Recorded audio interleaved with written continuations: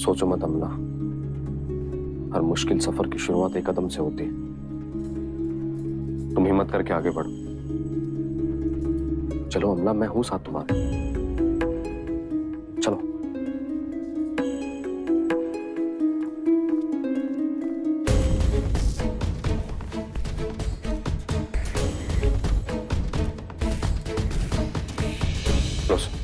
बैठे।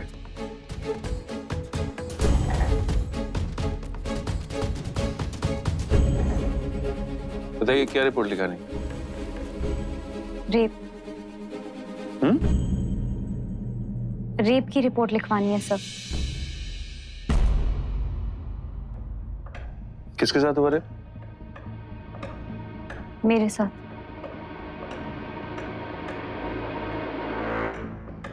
आपका नाम? अमला। पूरा नाम बताइए मैडम। अमला अबीर आनंद। कब हुआ ये? 6 महीने पहले। 6 महीने? कोई प्रॉब्लम है? नहीं नहीं, प्रॉब्लम कुछ नहीं है। वो क्या है कि 6 महीने हो गए तो एविडेंस वगैरह ढूंढने में हमें थोड़ी प्रॉब्लम होगी। देखिए आप चिंता मत कीजिए, आप इतनी हिम्मत करके रिपोर्ट लिखाने आए हैं तो एविडेंस भी हम ढूंढ ही लेंगे। कहाँ हुआ था ये? धर्मशाला। नाम बताइए धर्मशाला का। धर्मशाला शहर में, हिमाचल प्रदेश।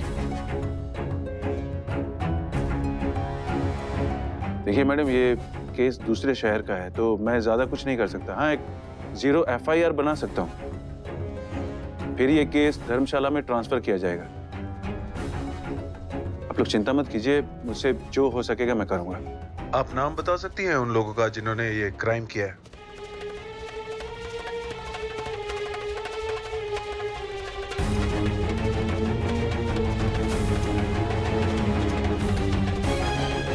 सुधीर मलिक, इवान मलिक और विराज मेहरा। सुधीर मलिक, इवान मलिक, ये वो मलिक ग्रुप ऑफ कंपनीज वाले हैं ना, उन्हीं के बेटे हैं ना ये?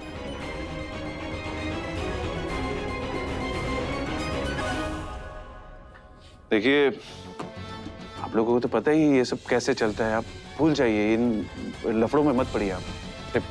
सर, अभी तो आपने कहा ना आप हमारी मदद करेंगे, अभी आप... नहीं, मेरा बोलने का मतलब वो नहीं था। देखिए मैं आपके भले के लिए बोल रहा हूँ। कोर्ट के चक्कर काटते काटते आप लोगों की जिंदगी बर्बाद हो जाएगी। उनका क्या, उनके तो सिर्फ पैसे जाएंगे। एक बार ठंडे दिमाग से सोचो और ये केस करने का ख्याल अपने दिमाग से निकाल दो आप। सर, आप पुलिस वाले होके ये बात कैसे बोल सकते हो? अरे आपको उल्टा हमारी मदद करनी चाहिए, आप उनकी तरफदारी कर रहे हो और आप हमें सलाह दे रहे हो कि ये केस वापस ले लें हम। देखिए सर, हमें कुछ नहीं सोचना, आप फाइल करना है मतलब केस फाइल करना है। आप रिपोर्ट लिखिए सर, प्लीज सर। कानून के मुताबिक ये हमारा हक है, आप रिपोर्ट लिखिए। तो मिस्टर आनंद, आपने जितने अक्षर पढ़े हैं ना कानून के, उससे ज्यादा केसेस देख चुका मैं यहाँ पे।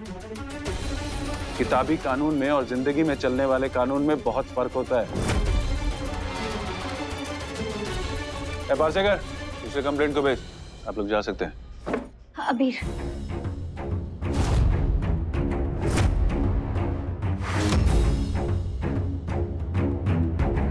कोई फायदा नहीं इनसे बात करने का। अगर आप ये वर्दी पहनकर भी मलिक्स के पैसों और उनकी पहुंच से डर सकते हैं ना सर, तो सच में आपसे बात करके हम अपना समय बर्बाद कर रहे हैं। आप कुछ नहीं कर सकते ना? कोई बात नहीं, आप बैठे रहिए इसी कुर्सी पर और मलिक के लिए काम करते रहिए। मुझे आपकी मदद की जरूरत नहीं है। मैं अपने आप को इंसाफ दिलवा सकती हूँ और मैं दिलवा के रहूंगी। चलो अबीर।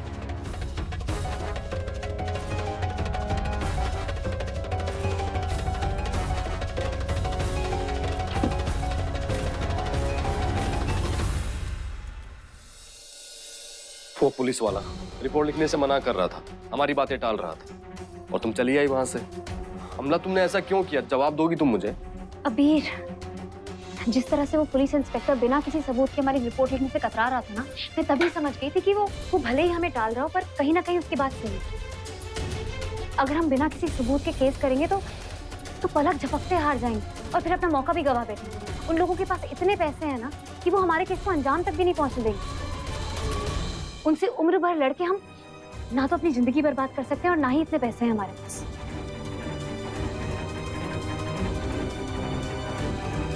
बैठो।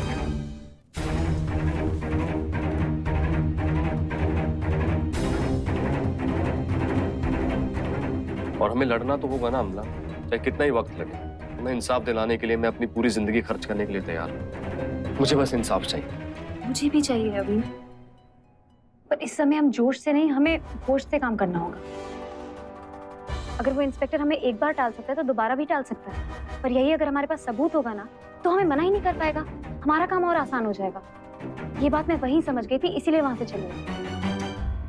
बस हमें इतना सोचना है अबीर कि हमें कोई ऐसा इंसान चाहिए जिसे कानून, कोर्ट कचहरी की जानकारी हमसे ज्यादा हो और जो हमारी मदद करने के लिए तैयार हो। मुंबई में किसी को जानते भी तो नहीं है ना हम लोग, कहाँ से ढूंढे ऐसे इंसान को?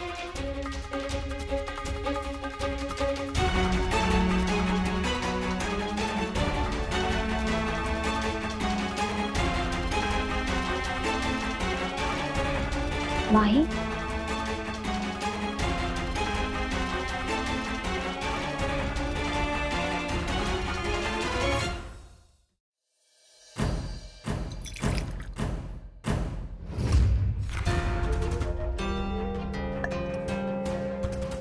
सोचा था उस इवान के साथ मिलके साले उस अबीर से अपनी बेइज्जती का बदला लूंगा।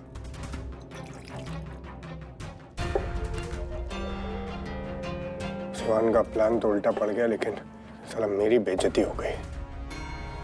और क्या हुआ? उल्टा अमला मुझे सौताने सुना के चली गई, उस अबीर का हाथ पकड़ गई। मेरे बारे में सोचा किसी ने?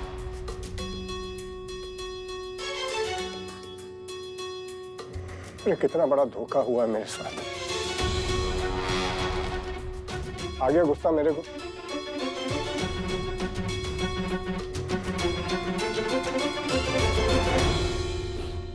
अरे ले लेता है गलत फैसले गुस्से में कभी कभी।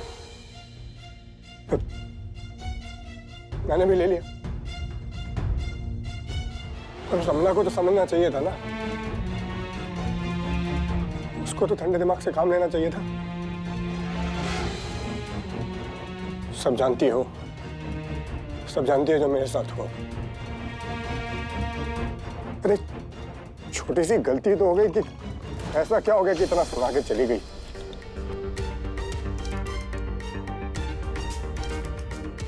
तुमने जो किया है ना देव, वो कोई छोटी मोटी गलती नहीं है,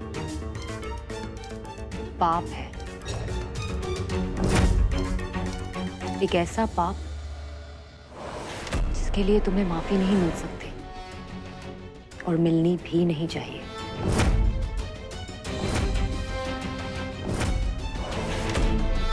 मैं ऐसा कह रही हूँ? हाँ, मैं ऐसा बोल रही हूँ क्योंकि तुम वो देव हो ही नहीं जो मैं तुम्हें समझती थी। मैं जानती थी कि तुम खुदगर्ज हो, गुस्से वाले हो।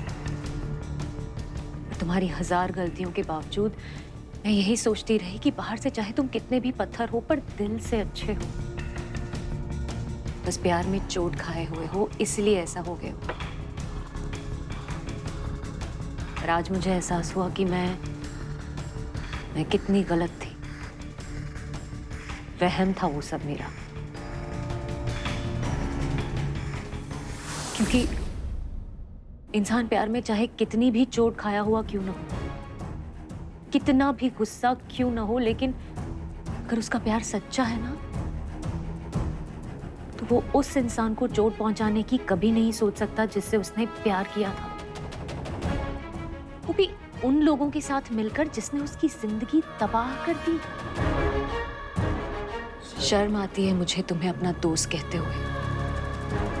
यकीन नहीं होता कि तुम इतना गिरा हुआ काम कर सकते हो। तुम्हारी असलियत जानकर मेरा तो खुद से ही भरोसा उठ गया कि मैंने तुम जैसे खुदगर्ज और मक्कार इंसान को अपना दोस्त कैसे मान लिया। उन लोगों के साथ जाके मिल गए, उन लोगों ने जिन्होंने मेरी पूरी जिंदगी बर्बाद की थी। क्या फर्क रह गया उनमें और तुम में? उन्होंने तो मेरे शरीर, मेरी आत्मा का बलात्कार किया था। तुमने मेरे भरोसे, मेरे विश्वास का बलात्कार किया है।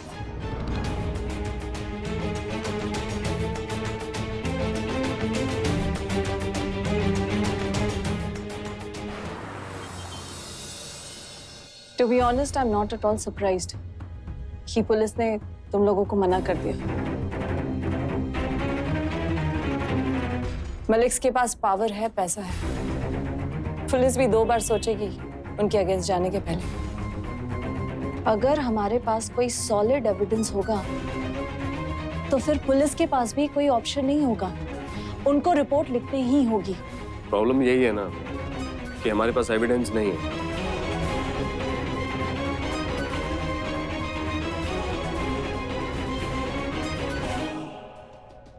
मैं लाऊंगी एविडेंस।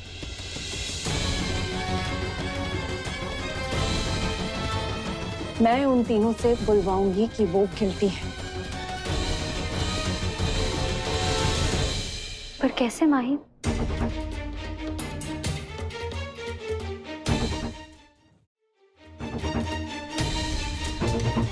मुझे तुम दोनों को कुछ कहना है। शायद तुम लोग नहीं समझ पाओ कि जो मैंने किया वो क्यों किया, किस लिए किया, बट यू शुड नो।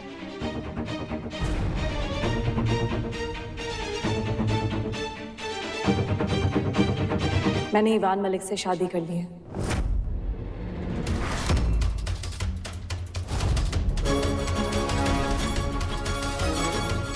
इसके पीछे मेरा एक रीजन है, मेरा पर्सनल मिशन। और देखा जाए तो तुम्हारा और मेरा मिशन एक ही है, मलिक से बदला। उन लोगों की वजह से आज मेरे डैड कोमा में है। मेरी लाइफ में कोई खुशी नहीं रही। उनके वजह से मेरी फैमिली को जिल्लत सहनी पड़ी। और उनसे रिवेंज लेने के लिए, उनको दुनिया में एक्सपोज करने के लिए, सबके सामने ह्यूमिलिएट करने के लिए मुझे उनकी फैमिली मेंबर बनना पड़ा। मुझे पता है उन्होंने मेरे साथ चीट क्यों किया। जिस इंसिडेंट को छुपाने के लिए मेरे साथ इतना बड़ा फ्रॉड किया, उस इंसिडेंट की सबसे बड़ी विक्टिम तुम हो अम्मा। जब तक तुम्हें जस्टिस नहीं मिलेगी, मुझे जस्टिस नहीं मिलेगी। And I will help you get that. और अपना ये मिशन पूरा करने के लिए मेरा उस फैमिली के साथ क्लोज रहना बहुत जरूरी था। वो कहते हैं ना, keep your friends close but enemies closer. इसलिए मैंने इवान से शादी करी। But it's a contract marriage, सिर्फ दुनिया को दिखाने के लिए। लेकिन उन्हें नहीं पता ये कॉन्ट्रैक्ट उन पे कितना भारी पड़ने वाला है। Ivan is totally under my control. बस मुझे उसको अपनी बातों में फांसना है और फिर सच्चाई उगलवानी है। मैं जितनी जल्दी हो सके एविडेंस कलेक्ट करने की कोशिश करूंगी, लेकिन तुम लोग एक लॉयर से बात करो जो कि तुम दोनों का केस फाइल करे। हाँ, लेकिन हम किसी लॉयर को नहीं जानते हैं ना। मैं जानती हूँ एक लॉयर को, इज वेरी गुड। मैं उससे बात कर लूंगी, तुम उसका नंबर लिख लो। 98-102-456।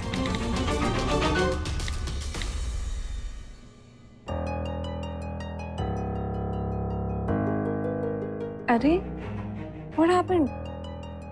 Why are you crying? अमला, please, I'm telling you. हम वो केस लड़ेंगे और जीतेंगे भी। इसलिए नहीं,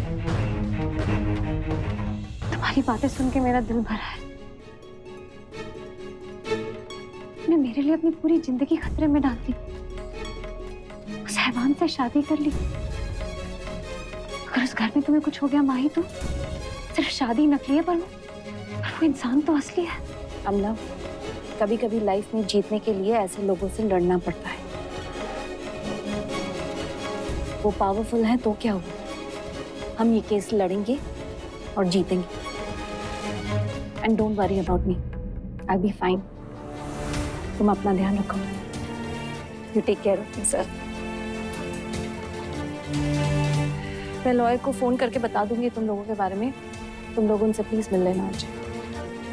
thank you. Bye, take care.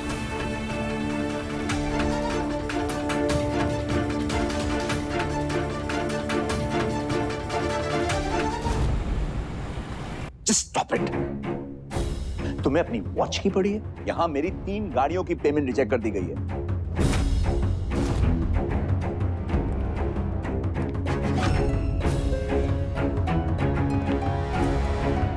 जानते हो ना किसने रिजेक्ट की है ये पेमेंट? माही, दैट डैडी पर रिवेंज ले रही वो हमसे।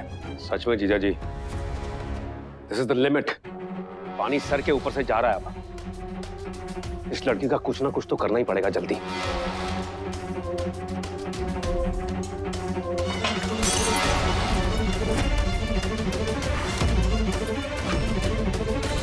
उस लड़की ने हमारी लाइफ हेल बना के रखी।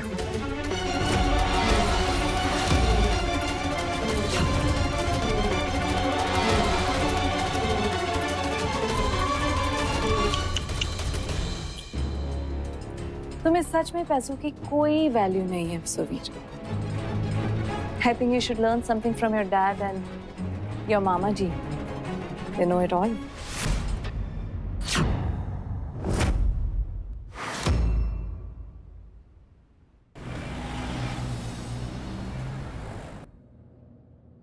माही ने बताया मुझे आप लोगों के बारे में। कहिए, क्या मदद कर सकता हूँ आपकी?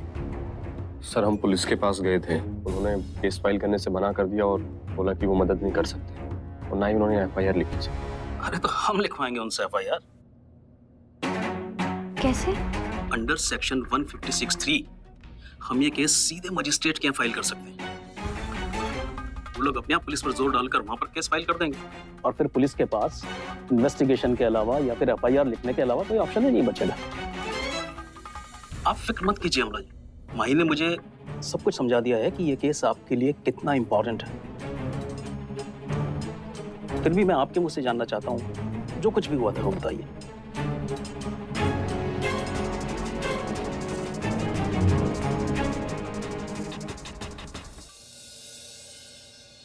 सर, उस दिन कुछ 5 बजे के करीब मैं अपने घर से निकली थी। अपने मंगेतर को दवाई देने के लिए जा रही थी तो तालाब वाला रास्ता लिया था। वो सब वहीं थे सर, और वहाँ पे उन्होंने मुझे घेर लिया। फिर मेरे पीछे भागने लगे, छेड़ने लगे। मैं चिल्लाती रही सब पूरी रात, मुझे छोड़ दो, मुझे जाने दो। पर एक के बाद एक वो मेरे साथ में वहीं छोड़ दिया मुझे पूरी रात।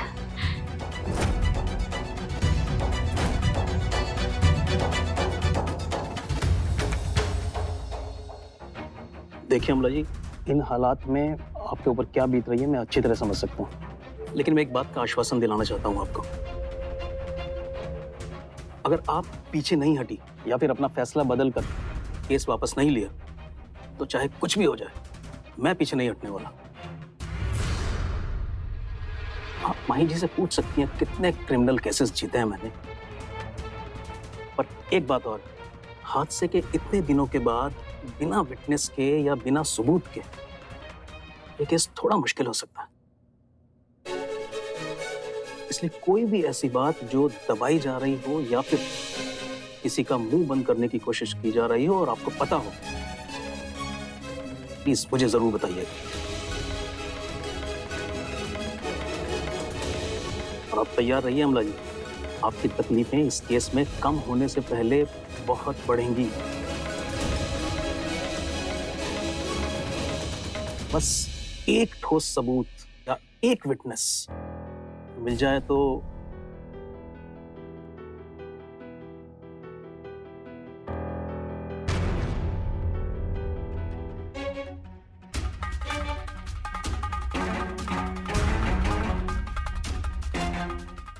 हाँ, मैं हूं ना आई विटनेस।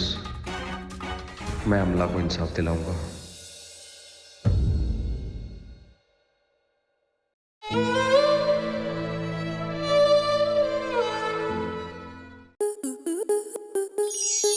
आपके मनोरंजन पर अब नहीं लगेगा कोई ब्रेक।